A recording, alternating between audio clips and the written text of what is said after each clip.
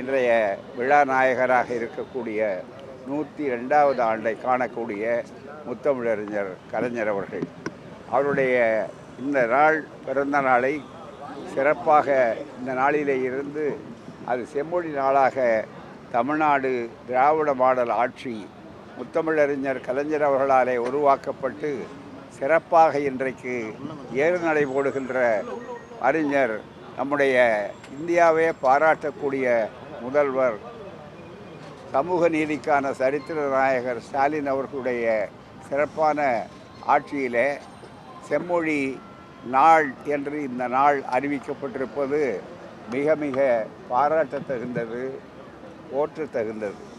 காரணம் என்னவென்றால் தமிழ்மொழி செம்மொழியாக வேண்டும் என்ற தீர்மானத்தை ஒரு நூற்றாண்டுக்கு முன்னாலேயே நிறைவேற்றிய பெருமை நீதி கட்சி என்ற திராவிடர் இயக்கத்தை சார்ந்தது. 1918 முதல் முறையாக தமிழ் செம்மொழியாக பிரகடனப்படுத்தப்பட வேண்டும் என்ற தீர்மானத்தை டாக்டர் நாயர் அவர்கள் அங்கே முன்மொழிந்தார்கள். அப்படி இன்னும் பல தலைவர்கள் முன்மொழிந்தார்கள்.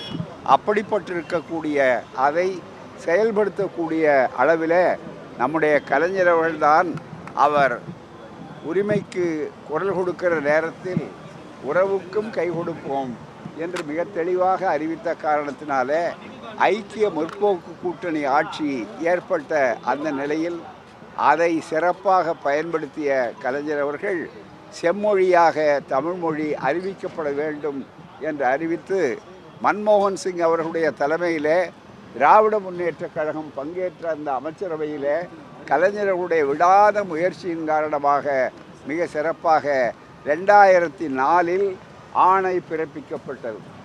இன்னும் கேட்டால் தமிழ்மொழியை நீச்ச பாஷை என்று இன்னமும் கோவில்களுக்குள்ளே விடாமல் இன்னமும் மிகப்பெரிய அளவுக்கு இழிவுபடுத்தி கொண்டிருக்கிற அதற்கு காரணமான வடமொழி சமஸ்கிருதத்தை இவர்கள் உருவான பிற்பாடுதான், இந்த கதவை கலைஞர் தட்டி திறந்து வழியை ஏற்படுத்திய பிற்பாடுதான் சமஸ்கிருதத்துக்கும் 2005வது ஆண்டு இதை பின்பற்றி தமிழை பின்பற்றி சமஸ்கிருதம் வடமொழி செம்மொழி என்று ஆனது. தேவபாஷை என்று சொன்னவர்களெல்லாம் நீச்ச பாஷை கதவு திறந்த பிற்பாடுதான் உள்ளே போய் ஆக்கிரமிப்பு முடிந்ததே தவிர வேறில்லை. இதுவே ஒரு பண்பாட்டு படையெடுப்பு முறியடிப்பு என்பதற்கும் அதே நேரத்தில் எல்லாருக்கும் எல்லாம் என்பதுதான் திராவிட இயக்கத்தினுடைய கொள்கை. எனவே தான் எங்களை எதிர்த்தவர்களுக்கும் கூட நாங்கள் எதிரிகள் அல்ல, அவர்களுக்கும் கூட வழிவிடுவோம். வெறுப்பை கொட்டுவது எங்கள் வேலை அல்ல, வெறுப்பை அணைத்து கொள்வதுதான் மனிதநேயம் என்பதை கலைஞர் அவர்கள் நிரூபித்து காட்டினார்கள். எனவேதான் செம்மொழி நாள் என்பது இருக்கிறதே, இது எம்மொழி செம்மொழி என்றும் மொழி என்ற இந்த தமிழை காப்பாற்றுவோம் என்பது அல்ல, வெறும் மொழி பிரச்சனை அல்ல, இது முழுக்க முழுக்க பண்பாட்டு பாதுகாப்பு பிரச்சனை. ஆகவே உலகம் முழுவதும் செம்மொழி நாளாக கொண்டாடுகிற இந்த நாளில் இந்த ஆட்சி, இன்றைய ஆட்சி மிக சிறப்பான வகையில் காட்சியாக இல்லாமல் இனத்தின் வீழ்ச்சியாக பண்பாட்டின் ஆட்சியாக நடைபெற்று கொண்டிருப்பது வாழ்நாள் முழுவதும் பெருமைப்பது. எனவே ஒவ்வொரு பிறந்த நாளிலும் ஒவ்வொரு அரிய சாதனை களத்தின் மீதுதான் திராவிட மாடல் ஆட்சி நின்று கொண்டிருக்கிறது.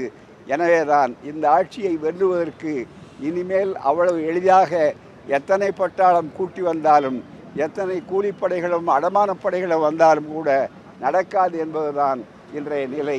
அதைத்தான் மானமிகு சுயமரியாதைக்காரன் என்று தன்னை வர்ணித்து கொண்ட கலைஞர்களுடைய பிறந்த நாளில் சூளுரையாக ஏற்போம்.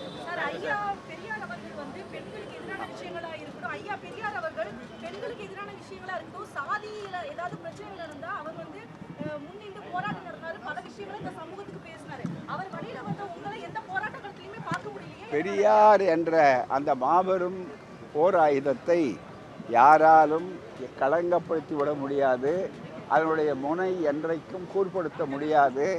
கத்தியோடு அவர்கள் முனையோடு அவர்கள் முனைப்பவர்கள் அவர்களுக்குத்தான் சிக்கல் ஏற்படுமே தவிர பெரியாருக்கு, பெரியார் பிம்பத்திற்கு, பெரியார் புகழுக்கு வராது.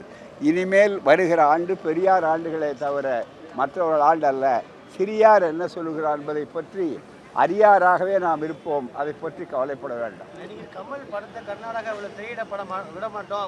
அதாவது இதை வைத்துக்கொண்டு அரசியல் நடத்த முடியாதவர்கள் அதை வைத்துக்கொண்டு அரசியல் நடத்தலாம் என்று அதை அரசியலாக்கி பார்க்கிறார்கள்.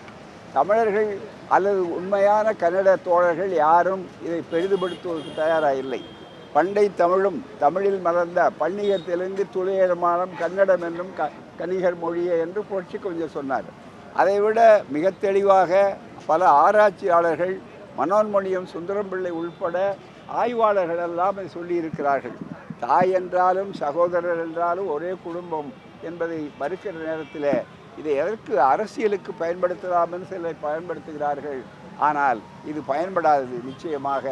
அந்த வகையில் திராவிடம் என்பது இருக்கிறத அது எல்லோருக்கும் எல்லாமும் என்பதுதான். எல்லோரையும் முட்டி விட்டு பார்ப்பதல்ல. நன்றி, வணக்கம். ஜூன்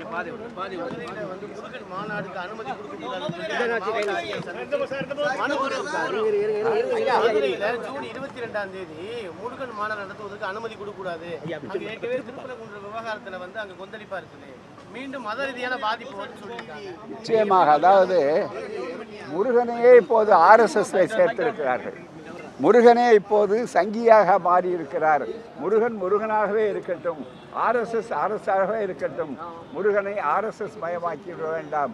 எனவேதான் மீண்டும் இப்போது RSS முருகனா அல்லது வேறு முருகனா என்ற போராட்டத்தை ஈடுபடலாம் என்று நினைத்தால் அவர்கள் நிச்சயம் ஏமாந்து போவார்கள்.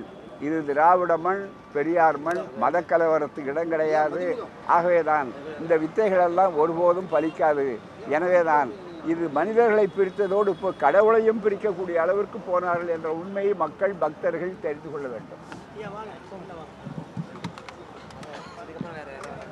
செய்திகளை உடனுக்குடன் தெரிந்து கொள்ள கீழ்கண்ட கேபிள் மற்றும் DTH நெட்வொர்க்குகளில் எம்நாடு செய்தி தொலைக்காட்சியை காணுங்கள். பாதகம் செய்பவரை கண்டால் நாம் பயம் கொள்ளலாகாது பாப்பா. மோதி மிதித்து விடு பாப்பா, அவர் முகத்தில் உமிழ்ந்து விடு பாப்பா. அண்மை செய்திகளை உடனுக்குடன் தெரிந்து கொள்ள இணைந்திருங்கள் எம்நாடு தொலைக்காட்சியுடன்.